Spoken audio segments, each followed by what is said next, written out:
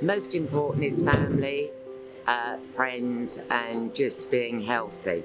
Christmas is for children. Well, it's time for family, for friends, for fun, for presents, and for too much to eat and drink.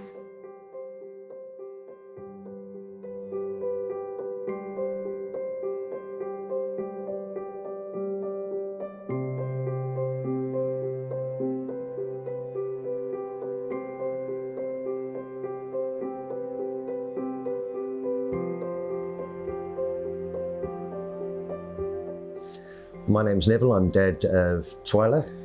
My name's Charlene, I'm mom of Twyla.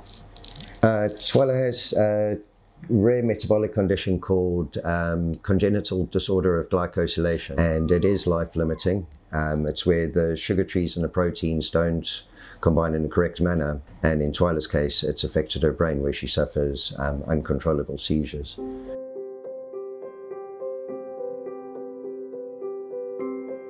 So when Twyla was a bit younger, she used to suffer a lot of apnea seizures. So we spent quite a long time in hospital before we got a better control of them. And one of the times we were there for about a month, and I was working full-time at the time. Neville was Twyla's full-time carer. We didn't have care at that time. So I had to work, and he spent most of the time with her in hospital. So I would just try on weekends to go and just relieve him a little bit so that he can come home and have some rest. But we didn't know how long we were going to be there, and that was really, really hard time.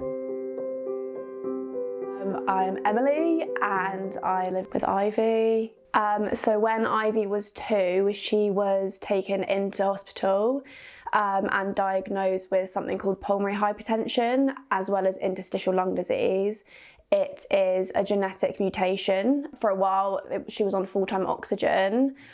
She has a lot of medications, kind of 3 times a day, and she's on and off of a nebulizer, which she has to have up to 6 times a day.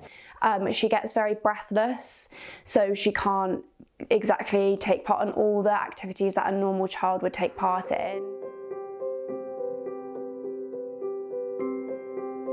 So we were in hospital kind of between 3 hospitals, but we were for the longest time in Great Ormond Street, which was for about 6 weeks. We kind of had the added issue or added difficulty of it being during COVID.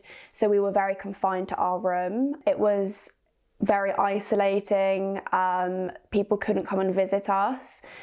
We didn't actually think that she would be coming home with us because of the severity of her condition. So in that sense, I can kind of understand what it would be like not to have a child home at Christmas. Hello, I'm Shelza Leva. So Riley has genetic neurological disorder. So he can't sit, he can't speak, he never walked. And this condition only affects male.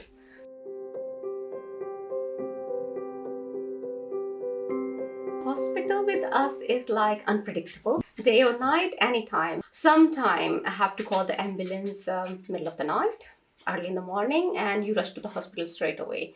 And yeah, Christmas time it's more hard because you want to enjoy all the events going around or Christmas parties going around or see the Santa Claus, but you're stuck in the hospital now. What are you gonna do? You make the most of it. It's there. So but yeah, it's hard.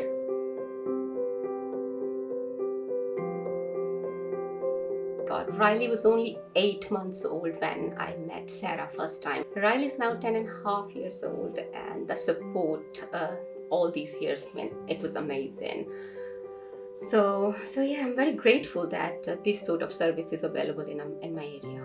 We use the play therapist service as well. With Riley going to school full time, we use the service in half-term, holiday time. And it's amazing. They come with their little box and the art and craft and the storytelling box. So there's loads in that little box, and Riley loves it. That hour and a half spent with the play therapist. I mean, a lot. It's given Ivy the opportunity to live more of a normal childhood and have the experiences that a normal child would have. Obviously, kind of slightly altered, but experiences that she probably wouldn't have been able to have otherwise. It's also given me a place where I can go and talk to other families if they're there. And then almost every month to every 6 weeks, Sarah comes and gives Charlene and myself a date night, which is vitally important because the stresses we're under with Twyla has a massive impact on our personal relationship. And being afforded a few hours every couple of weeks to actually go and be ourselves, you know, and not be medical parents all the time it's great. It's helps with mental health, it helps with our relationship, and just gives us some breathing space.